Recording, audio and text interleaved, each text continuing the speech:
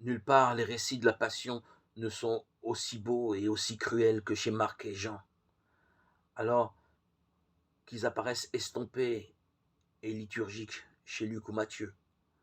On sent chez Marc le témoignage visuel du chef des apôtres, Simon-Pierre, et fugitivement de Marc lui-même, et chez Jean le témoignage aimant du plus jeune des disciples, âgé en cette Pâques de moins de 20 ans. Les protagonistes étant en place, la pièce peut désormais se jouer. Jésus, qui pressent l'imminence du drame, désire partager une dernière fois le repas de la Pâque avec les siens.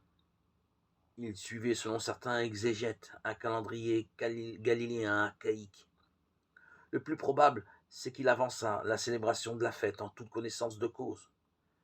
Et compte tenu des circonstances, il désirait rassembler ses disciples pour ce rite, si souvent célébré ensemble du pain et du vin. Ce dernier repas fut donc en même temps le banquet fraternel des disciples et le repas liturgique de la fête.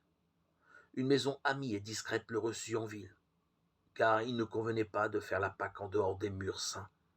Et puis, pour ce repas solennel, un campement était trop précaire. Il fallait une salle, des cuisines, un service.